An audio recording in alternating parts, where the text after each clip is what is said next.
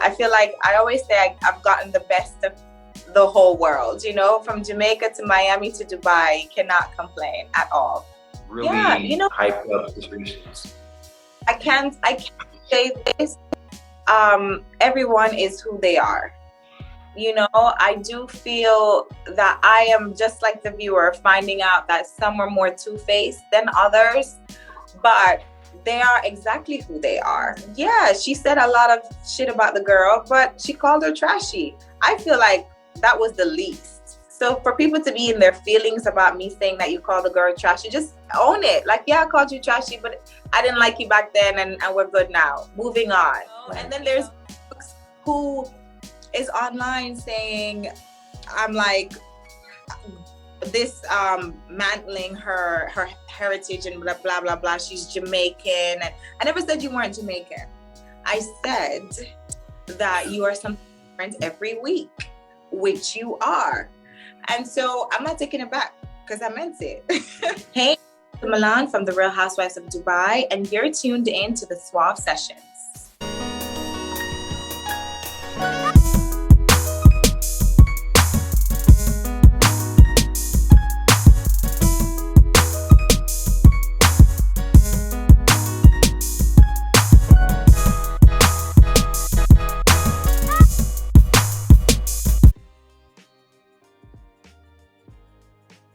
So where did you grow up? How did you grow up?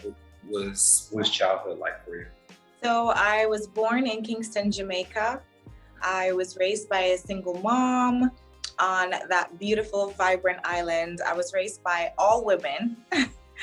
And so I feel like that's kind of where I get my personality from, and why I am the person I am today. I moved to the US at around like 11, 12-ish. I was like turning 12 with my mom, and I grew up in Miami, which was amazing. I mean, I feel like I always say I've gotten the best of the whole world, you know, from Jamaica to Miami to Dubai. Cannot complain at all. Yeah, absolutely. When you were growing up, what did you want to do, I guess profession-wise, as you saw yourself as a teenager going into adulthood? I always wanted to be a lawyer. So I had this whole dream when I was a kid that I was gonna go to Harvard and I was gonna be a lawyer. I really loved Johnny Cochran, and I had a vision, like one day I'll work for his firm. Yeah. So that was before I was introduced to journalism. Sorry, that was before I was introduced to journalism, and fell in love with broadcast journalism. I love to write. So that was like really easy. So when I started school, I went to Florida Atlantic University. And when I started school there, that was my major. And by accident, I stumbled into fashion. And so I had a minor in fashion. So you ran a journalism major and a fashion minor? Yeah. Fashion marketing minor, yeah. Wow. So how are you planning to combine those? I didn't know, to be honest. When I was in the guidance lady's office, she was just like, oh, just choose a minor. And usually just choose a minor, something that you're interested in, not necessarily something that you're going to pursue, but it's just something that you'd love to have some background knowledge, maybe something you're passionate about. And I've always been passionate about passion for fashion. And so it just that my minor is what I ended up doing as a career. Interesting. And why Johnny Cochran? You know what? He was like the man back in the day. And the fact that he was African-American and he just understood the assignment, I really respected him. And not just his work that he did in the courtroom, his work that he did outside. I just always loved Johnny Cochran. And yeah, so actually, I think I was like 12 or 13. I got into like debate, and I was like on the debate team, and I used to do things, and I used to be like, I'm the female Johnny Cochran. And stuff. So yeah, but I mean, to be honest, I do like to debate to this day. So I feel everything that I've gone through in my life and all my interests from back then have played a role into the person I am today. So I might not be a lawyer, but I can definitely win a case or two or check someone. So don't get into an argument with you. Don't get in an argument with me because you would. Yeah. Moving to Dubai. A lot of us fear that far of a transition. How was that? Was that easy for you? Was that a challenging thing to do? What was that like? So I met my husband in Miami, and when we met, he was already living in Dubai. He was on vacation in Miami, and actually our best friends hit it off, and we were kind of like the wingmen because we were going through like horrific. I was going through a horrible breakup, and so my girlfriend needed me to go on a trip with her to Dubai. This guy that she just met, and I was like, you know what? I have nothing to do. I'll go. Free trip. And I went to Dubai, and we loved it so much. So prior to moving, I visited a few times, and I loved the city. I kind of knew what to expect from a tourist perspective, but living here is a whole different ball game. It was actually way more liberal than I thought, and you know, all the preconceived notions and everything that I thought it would be. No, Dubai has surpassed my expectations. Women are free. We can do what we want, you know, and it's just such an amazing and safe city to live in. And that's another thing, like we don't really, I don't think we fully know in the States much about Dubai. It's just kind of like what is projected to us, and then we just kind of run with that. So that's something that is interesting to see it from our side. And you know what it is too? I think also when people think of the Middle East, they think of war. They think of it just not being safe. It's just not being forward. And Dubai is the complete opposite to that. Dubai is so safe, especially for African Americans. I don't have to worry about my little black sons, you know, over by a cop or people just discriminating against them because of the color of their skin, you know? People are here, different religions, different backgrounds, and people are treated equally. So for me, there's so many different aspects, moving parts that make Dubai like a whole for me. And I think that's cool. I think it's amazing seeing your sons. One, your son killing those Oreos last week took me out. Like he was going in on that pack of Oreos. Not know he was killing those Oreos, okay? I'm on the phone with and the call was like 15 minutes. I'm not kidding. It was like ding 2, ding 3. I was like, he is going in. Oh my, I was so shocked when I looked down, and yeah. Like, close, and I'm like. Right. What is reality television showing about just not just yourself, but yourself, your friends, your circle? Like, how is that revealing itself to you? Well, I did reality TV before, right? I did College Hill over a decade ago. So I kind of knew what to expect. I mean, it wasn't as intense as College Hill because we lived in a house and we were being filmed 24/7. It's not that intense, but I knew as far as people backstabbing, and I know how things get when the cameras turn on, and you know, and I've lost friends through reality TV shows before. So coming into this experience, I was a little bit nervous because these are my friends in real life, right? So I was a little bit concerned. I know some are more sensitive than others, and but damn, I didn't know they were going to be that sensitive. Last week showed me a whole new so petty and sensitive, you know. So yeah, let's see how. As a viewer, the reason I told her when I have a love-hate relationship with reality television.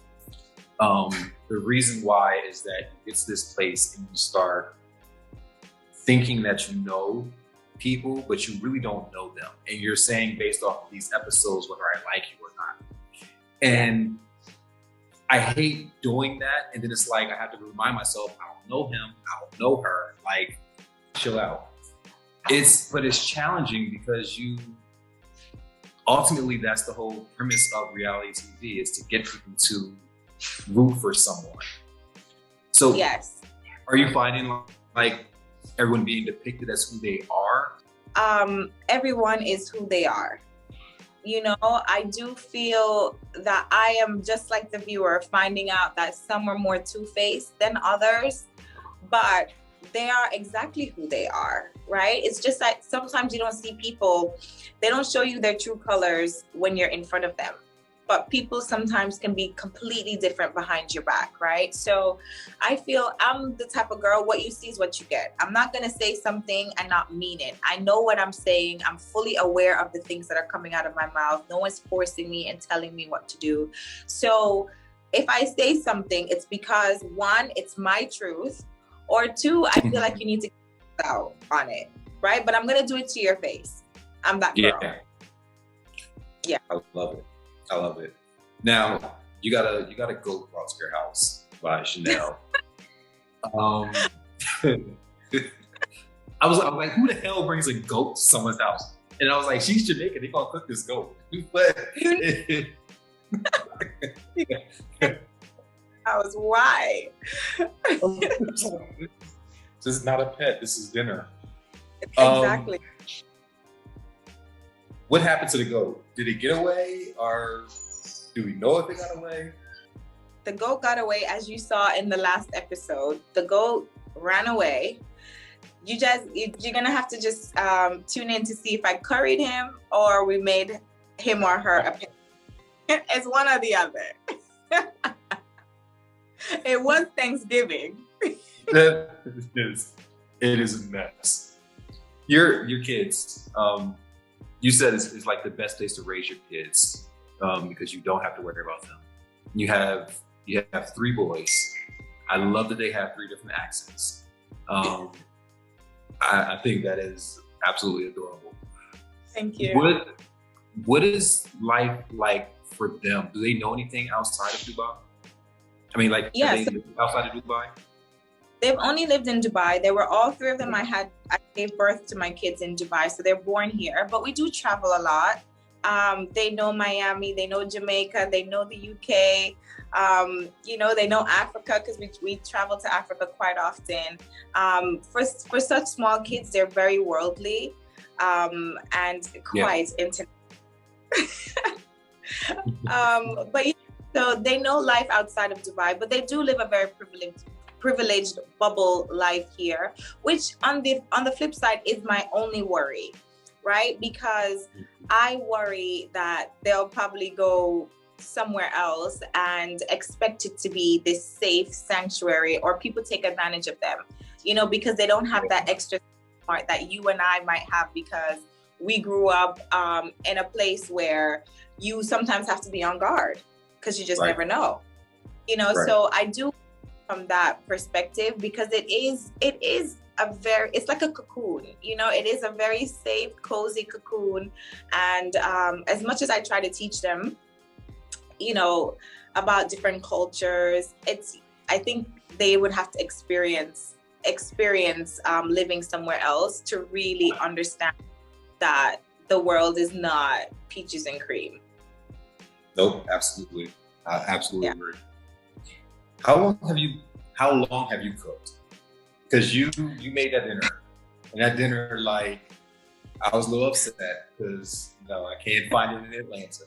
I was like, that looks really good. I actually, but you know what? Before getting married, I didn't like to cook. I think my grandmother introduced me to cooking when I was about 12. Like 12 years old. That's like the typical age that little Jamaican girls learn how to cook. Whether it's in school or at home, they're teaching home economics, you know? And so I've known how to cook for a long time, but as a teenager, absolutely not. I'm not cooking. Not when you live with your mom and your grandmother and they're all cooking anyway. Yeah. So I have to put my cooking skills to the test until I got married. So my husband actually got lucky because he didn't even know I knew how to cook, because he was taking Like, you're not getting wife duties, wife privileges on a girlfriend budget. No. So it's not happening. We're eating out until we're married. Yeah. Out, you're gonna court me and all of that. And then you never know, you might get lucky. And so in his case, he got really lucky because I love to cook. I cook like 4 times a week for my kids. And my kids are so picky. Even when they go to school, they're like, Mommy didn't have seasoning. And Jamaican food is like, that's a different world of flavors. Absolutely, absolutely. Oh, I miss it. I lived in New York and we used to go in Flatbush and it was like all West Indian and Jamaican. Oh, so good. So good. I love the food in Flatbush. Yeah. So good. There's nothing like a red snapper on a plate. I'm looking forward to that in like a month when I'm traveling. See, there you go. When you see your friends, because it's one thing to film and everybody's just like filming and you see like in person. When you're watching the playback of situations, is it making you question your friendships? Is there any friendship that you're like, maybe we're not as cool as I thought we were, or maybe we just need to talk some things out? Yeah. Well, to be honest, not necessarily what I've seen on the show, but more what I've seen displayed online. Like, people are really active with those Twitter fingers, you know? And for example, Nina, like I actually didn't even spill the tea where it was concerned, but I was asked a question, I'm gonna answer it. And yeah, she said a lot of shit about the girl, but she called her trashy. I feel like that was the least. So for people to be in their feelings about me saying that you called the girl trashy, just own it. Like, yeah, I called you trashy, but I didn't like you back then and we're good now. Moving on, you know? Right. And then there's folks who is online saying, I'm like, this mantling her heritage and blah, blah, blah, blah. She's Jamaican. And I never said you weren't Jamaican. I said that you are something different every week, which you are. And so I'm not taking it back because I meant it. And so. Wait, what was it that you called her? Oh, that she has multiple personality syndrome. Like, this is a real thing. She definitely has. Yes. You said she's Jamaican American this day. She's going to be African American yesterday. I was falling out watching that. You can be whatever you want, you know, but this is not the restaurant that makes you have it your way, girl. I'm going to say it as it is. So, when that happened, because a lot of people think that when the show is off, like everything's back to normal. This internet thing, and like they've been showing that Twitter and Instagram after the show starts airing is where like a lot of the drama takes over. Do you like read something and pick up the phone and be like, what the hell is wrong with you? What are you talking about? Though, that's the weird thing. I am that girl because I've seen them do interviews and say things, and I actually message or call and I'm like, what did you mean by that? Because that wasn't true. Why would you say this? Because I'm that type of person. But when you're not a genuine person, you handle things differently. And I don't know if it's because I've already had reality TV experience. I know that, you know, I understand the assignment. Let's just say that. A lot of these girls don't. Yeah. What's next for you? You know, I'm the founder and chief designer of luxury maternity brand Mila Rae. We're just branching out into post-pregnancy wear. So we're doing a whole ready-to-wear collection that's non-maternity. That launches tomorrow. I don't know when you're going to air this, but that launches. And I'm super excited about that. So what do I see next for me? I see Mila Rae being literally, when you think of maternity or anything motherhood related, you think of Mila Rae like you do post it, you know? So what's next for me? I'm planning to take over the world in maternity fashion and in women's wear. So that's the plan. It. And that's a lane that is not utilized at all. And women get pregnant so often. You would think, you know, that we'd be catered to, but that's why there's Mila Rae. And You know, I'm happy if we have no competition. I prefer. Keep like that as long as possible. Yeah, Right? yeah. What competition? It's just Exactly. me. Nice.